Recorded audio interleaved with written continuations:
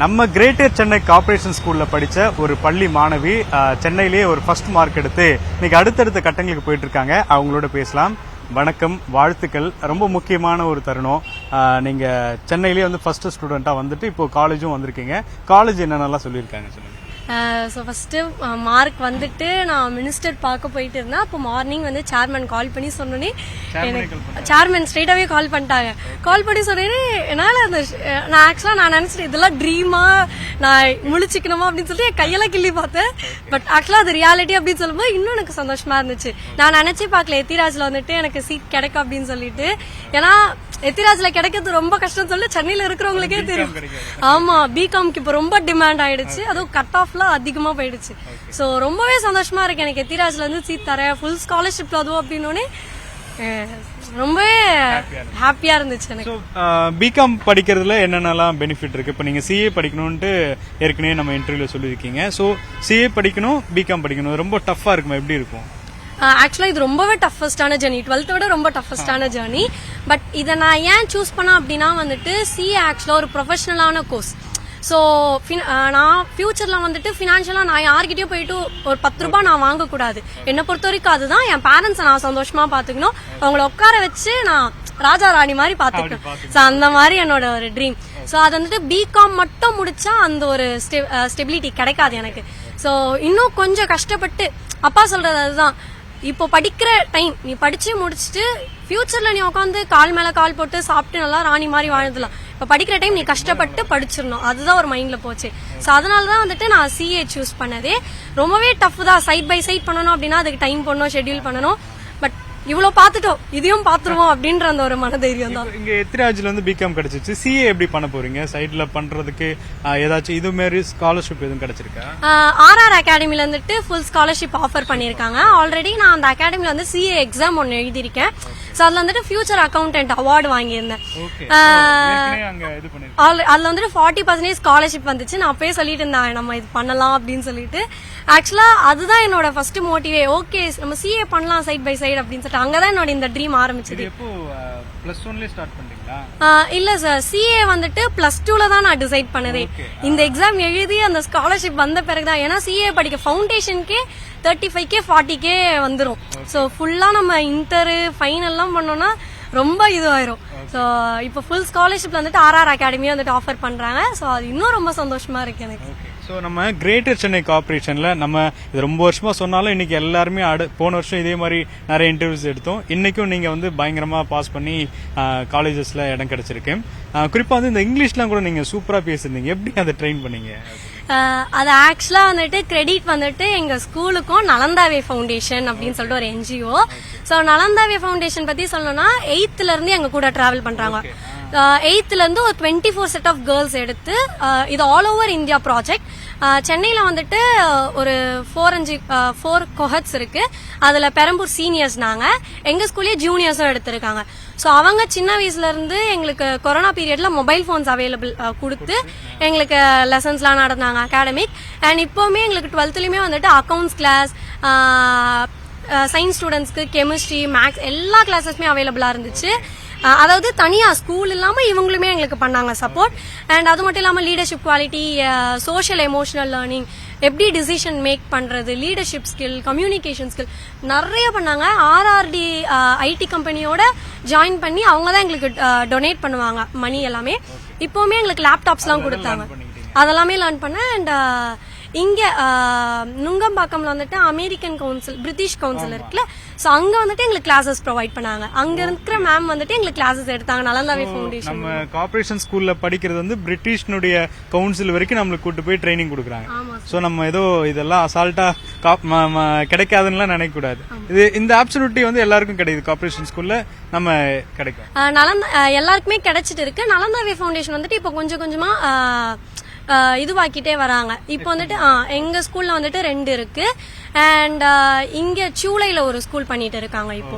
So இப்போதைக்கு சென்னையில இங்க 3 இருக்கு. அண்ட் எங்க 3 டீமுக்குமே வந்துட்டு நிறைய ஹெல்ப் பண்ணிட்டு இருக்காங்க பினான்சியலி. சரி, இப்பவுமே காலேஜுக்கு எல்லாமே வந்துட்டு டோனர்ஸ் வந்துட்டு பாதி ஃபீஸ் வந்துட்டு டொனேட் பண்றாங்க பசங்களுக்கு. ஸோ மிகப்பெரிய ஒரு பாரம் வந்து பார்த்திபன் சாருக்கு தான் குறைஞ்சிருக்கும். சார் எப்படி இருக்கு இப்போ 2 டாட்டர்ஸ் ஒருத்தவங்களை வந்து இப்போ காலேஜ் ஃபீஸ்லாம் கட்டிட்டு இருக்கீங்க, இப்போ இவங்களுக்கு வந்து அவங்களுடைய எஜுகேஷனால அது மாறி இருக்கு, உங்களுக்கு எவ்வளோ ரிலாக்ஸ்டாக இருக்கு? ரொம்ப சொல்லணும்னா அந்த எத்திராஜ் சாருக்கு தான் ரொம்ப சந்தோஷம் சொல்லணும். ஏன் இவங்க பாஸ் பண்ணிட்டாங்க, பாஸ் பண்ணிட்டு காலேஜில் சேர்க்கும் போது கூட நான் அட்வான்ஸாக என்ன சொல்கிறேன்னா மார்க்கே வரல. அதுங்காட்டி வண்டி ரீஃபைனான்ஸ் போட்டு மெடிக்கல் எம்ஜிஆர் காலேஜில் சீட்டுக்கு 20,000 கட்டிட்டேன். எம்ஜிஆர் யூனிவர்சிட்டியில் கட்டிட்டேன். பார்த்துக்கலாமா, திடீர்னு சீட்டு கட்டிதான் ரொம்ப கஷ்டம் அந்த நீ கேட்குற இதுக்கு. ஏன்னா மார்னிங் காலேஜ் தான் கேட்டாங்க, அதனால சரின்னு சொல்லி கட்டிட்டேன். பார்த்துக்கலாம் எதுவும். ஆட்டோ வந்து அடமானம் வச்சிருக்கேன். ஏன்னா இந்த வருஷத்தோட எனக்கு முடியுது டிவி, மறுபடியும் ரீஃபைனான்ஸ் போட்டு 2 வருஷம் ஆகி போச்சு. மறுபடியும் 2 வருஷம் எக்ஸ்பீரியன்ஸ் ஆயிடுச்சு. சரி வண்டி ஒரு நாளைக்கு சவாரி கிடைக்கிறது ரொம்ப கஷ்டமா. ஒரு நாளைக்கு 1000 ரூபாய் தான் கிடைக்கும். காலைல 6 மணிலேருந்து நைட்டு 10 மணி வரைக்கும் ஓட்டினாலே. இந்த இதில் இது அது கூட நம்ம அவங்ககிட்ட சொல்லவே மாட்டேன். பார்த்துக்கலாம் கடவுள் விட்ட வழின்ட்டு இறங்கி போயினே கிடக்கிறது அப்படின்ட்டு போட்டு கட்டிட்டேன். கட்டிட்டு மார்க்கெல்லாம் வந்துட்ட உடனே அப்போ கூட எனக்கு இது இல்லை. மினிஸ்ட்ரிட்டெல்லாம் கூப்பிட்டாங்க, நான் நீ போமா அப்படின்ட்டேன். நான் இது பண்ணிக்கிட்டேன். அப்புறம் திடீர்னு பார்த்து ஈவினிங் சொல்கிறேன், இந்த மாதிரி எத்திராஜ் காலேஜ்லேருந்து கரஸ்பாண்ட் ஃபோன் பண்ணாங்கன்னு. என்னம்மா விஷயம், இந்த மாதிரி ஃபுல் எஜுகேஷனும் அந்த சாரே பண்ணிக்கிறாருன்னு. இல்லை என்ன ஒரு யோசனைன்னா, இவங்களுக்கும் ஃபீஸ் கட்டணும், என் பெரிய பொண்ணு அவளுக்கும் கட்டணும். என் பெரிய பொண்ணு மேலே தான் எனக்கு ரொம்ப இது, குழந்த மாதிரி அவள். ஆனால் ரொம்ப ஃபஸ்ட்டு பொண்ணு குழந்த மாதிரி எனக்கு. இவளையாவது இது பண்ணிப்பேன், அவளை குழந்த மாதிரி அவள் அதை கொஞ்சம் அழுத்துட்டா கூட எனக்கு தாங்காது மனசு. நான் அவளை எப்படியாவது நான் ஏதோ ஆயிட்டானா கூட உங்கள் அக்காவை மட்டும் விட்டுறாதேன்னுவேன். ஏன்னா உலகம் அந்த அளவுக்கு தெரியாத குழந்தை. ஆனால் நல்லா படிப்பா. அவ்வளோ படிப்பில் வந்து சும்மா சொல்லக்கூடாது, நல்லா படித்தாங்க 2 பேருமே. படிச்சு இது பண்ணி வந்துட்டாங்க. திரும்பி 2 வருஷம் ஆட்டோக்கு அந்த காசை கட்டணும். ஓகே, இப்போ உங்களுக்கு ரிலீஃபா இருக்கா? ஏன்னா இவங்களோட கான்பிடென்ட் ரொம்ப மாறி இருக்குல்ல. ஆமா, இப்போ நான் ஆரம்பத்துல இருந்தே நான் சொல்லிட்டே இருப்பேன், என்ன படிக்கணும் இவங்க இது எல்லாம் சொல்லுவாங்க. ஒரே ஒரு அக்கௌண்டன்சி எடுத்துக்கோங்கன்னா, எனக்கு அக்கௌண்ட்ஸ்னா தான் சாதாரணமா தெரியும். அக்கௌண்டன்சிலே உள்ள இருக்கெல்லாம் எனக்கு தெரியாது. நம்ம ஒரு சிலர் வண்டி ஓட்டும் போது பேசஞ்சருங்கிட்ட எல்லாம் பேசுவேன், பயணிக்கிட்ட ஒரு ஷாப்பில் இருக்கிறவங்கிட்ட எல்லாம் பேசுவேன். இது எப்படி அவங்க ஒவ்வொருத்தர் சொல்லுவாங்க, இது பண்ணலாம்ப்பா, அது செய்யலாம், அப்படி பண்ணுவாங்க. அப்போ அந்த மாதிரி சொல்லிக்கிட்டு இருக்கும்போது தான் நான் சொல்கிறேன், இது மாதிரி அக்கௌண்டன்ஸ் படிமான்னா, நீ அக்கௌண்ட்ஸ் படிச்சானாலே நீ வீட்டில் உக்காந்துட்டே நீ ஒரு 4 கம்பெனி நீ வீட்டில் உட்காந்து வேலை பார்த்தா கூட போதும், உனக்கு நல்ல லைஃபு. வயசானங்களோட ஏதோ ஆனால் அதுவும் கரெக்டாக போடணும். அக்கௌண்டன்ஸுன்ற வந்து சும்மா இல்லை. நீ ஒரு கம்பெனிக்கு வந்து நீ அக்கௌண்ட்ஸ் பார்க்குறனா, ஒரு சின்ன மிஸ்டேக் ஆயிடுச்சுன்னா கவர்மெண்ட்டில் தூக்கி மூஞ்சில் விசிறி அடிப்பாங்க. பில் ஃபைலை தூக்கி மூஞ்சி. நான் வந்து பார்த்துருக்குறேன். நான் எத்தனை கார்பரேஷனில் எத்தனை ஃபைல் சப்மிட் பண்ணும்போது தூக்கி அடிப்பாங்க. என்ன அந்த நேரத்தில் எனக்கு ஒரு மாதிரி அந்த மாதிரிலாம் இருக்கும். அதை தான் சொல்லுவேன், அந்த மாதிரி. ஆனால் ரிலாக்ஸாக பண்ணும் மெயின் அது சொன்னோம். அதனால வந்து பயந்துனே இருந்தாங்க. சரி, அதுக்கப்புறம் நான் கம்பேர் பண்ணல. உன்னுடைய சாய்ஸ், நான் என்னுடைய இது சொல்லிட்டேன். என்னுடைய இது சொன்னேன், நான் உன்னை கம்பேர் பண்ணல. உன்னுடைய சாய்ஸ், நீ எது வேணாலும் இது பண்ணிக்கலான்ட்டு. அப்புறம் அவங்களுக்கு என்ன ஆச்சுன்னு தெரியல, திடீர்னு எடுத்துட்டாங்க. சரி ரைட், ஓகேம்மா, ஹாப்பி. இதில் மெயின் இதுதான் அக்கௌண்டன்ஸ். வாழ்க்கையே ஒரு மேக்ஸ் போட்டால் தான் வாழ்க்கையை நடத்த முடியும். அந்த இதில் தான் அவங்களுக்கு சொன்னேன். அந்த இதில் ஒவ்வொன்றும் சொல்லுவேன். ஒரு சின்ன பொருள் வாங்கினா கூட மேக்ஸ் தான். நம்ம சம்பாதிக்கிறது பெருசு இல்லை, நம்ம சம்பாதிக்கிறோம்னா அதை கணக்கு போட்டு செலவு பண்ணணும். அதுவும் ஒரு மேக்ஸ். குடும்பம் அதுதான். இதே தெரிஞ்சுக்கலன்னா அப்புறம் நீங்க லைஃப்ல இதுதான், நீங்க என்னதான் படிச்சாலும் படிக்க வைக்கிறது. ஆமா, லைஃப் படிக்க அதுதான் இது பண்ண இதாயிட்டாங்க.